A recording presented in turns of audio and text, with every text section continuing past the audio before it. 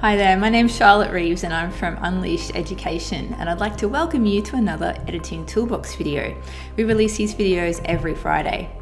Now, this is actually a little bit different from a regular Editing Toolbox video. This is going to be part 1 in a series of 5 focusing on Photoshop layers.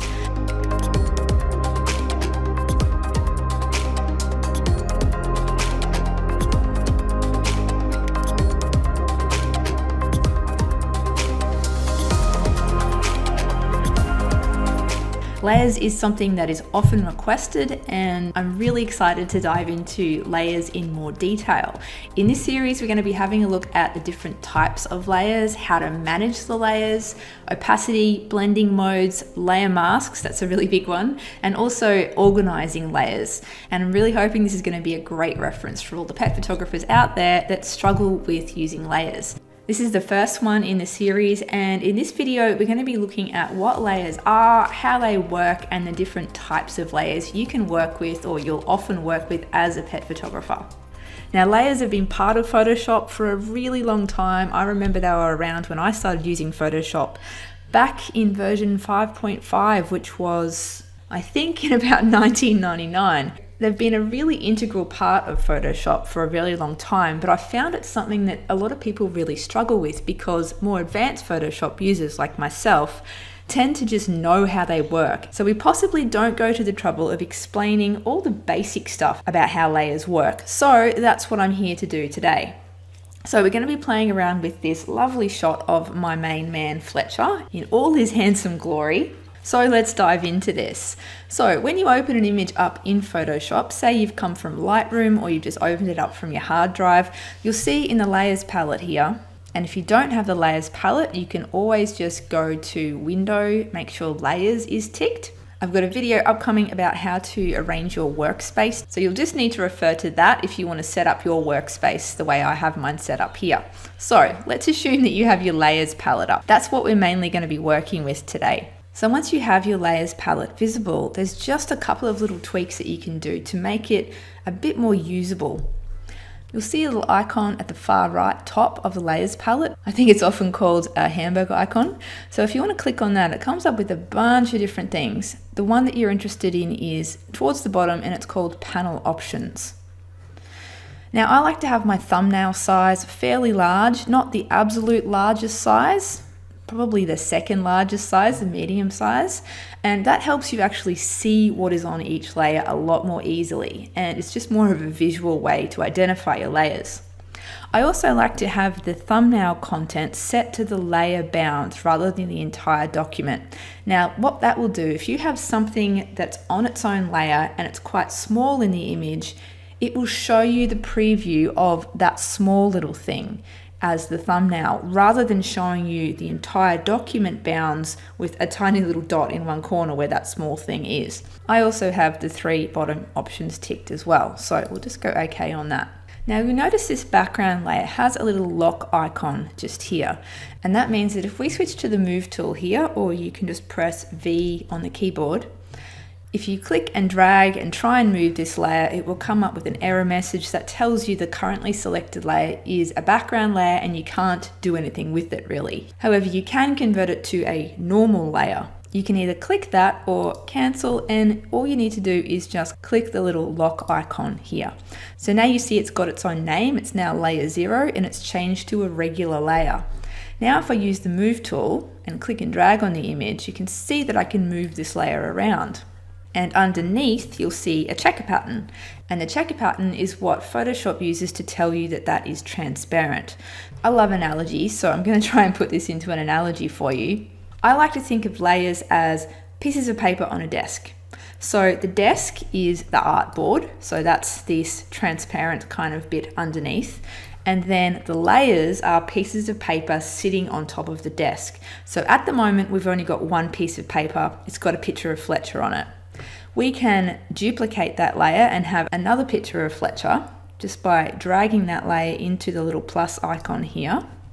Now we can't see anything immediately because it's put that layer directly on top of that other layer. So just think about it, if you have a piece of paper and you put another piece of paper directly on top of it, you'll only see the top one. So that's what it's like at the moment. Now if we move this layer here, you'll see that it exists independently as its own layer, as its own piece of paper, its own photograph sitting on the desk.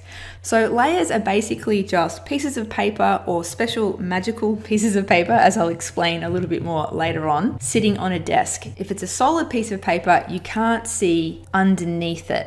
And there's always a definite order. So the pieces of paper sitting at the bottom, so in the bottom of the list here, are going to be obscured by the pieces of paper or the layers sitting on top. Now let's take a look at the different types of layers that we can have. I'm just going to go back in the history here. So we've just got one layer or one piece of paper sitting on the desk.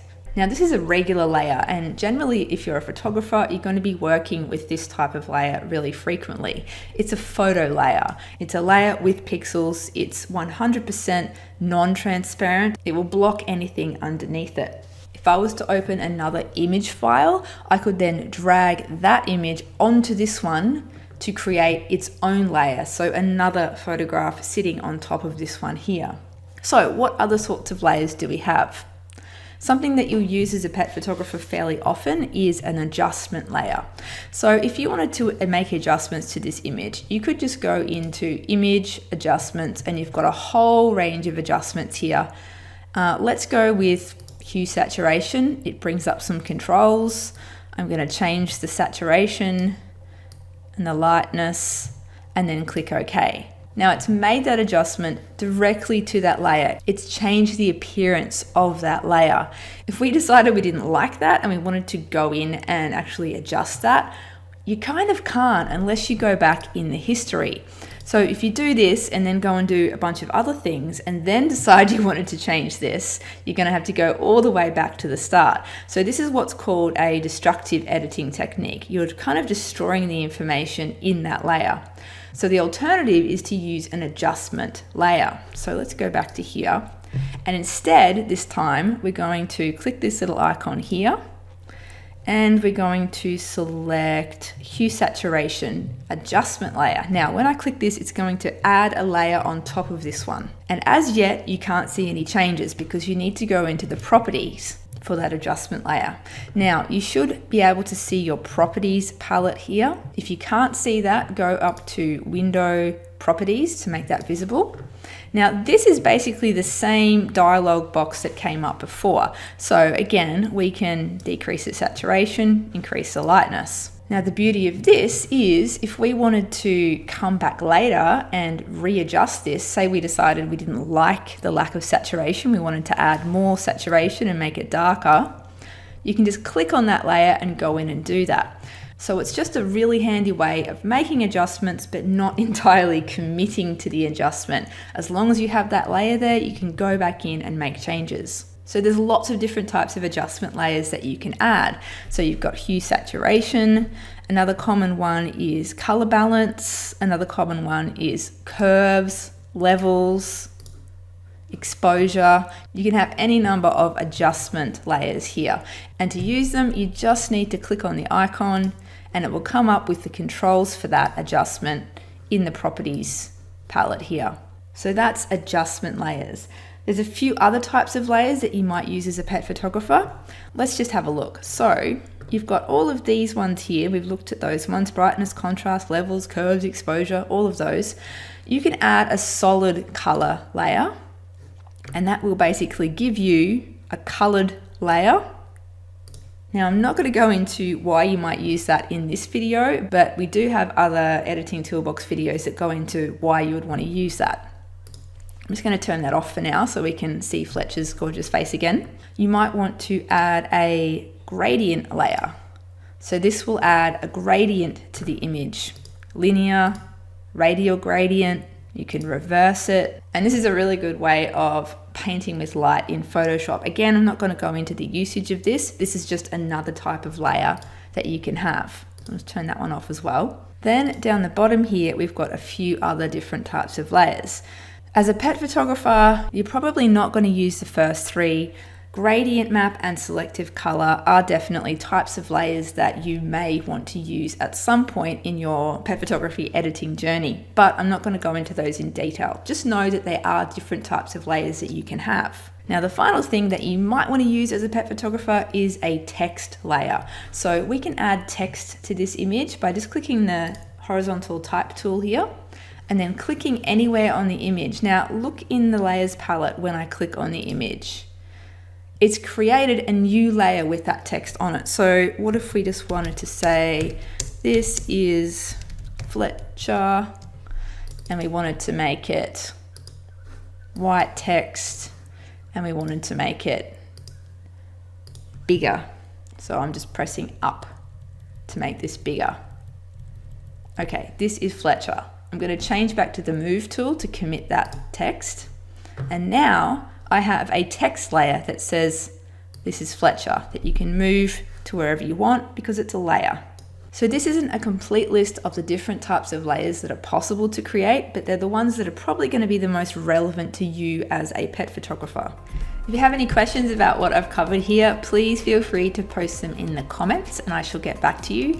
And if you have enjoyed this video, please subscribe. That would be awesome. Thank you so much. I'll catch you in the next installment of this special series on Photoshop layers, where you'll learn how to manage your layers by adjusting visibility, renaming them, reordering them, and also using groups. There's a lot to cover coming up, so I hope you'll join me for the next video. Until then, catch you later.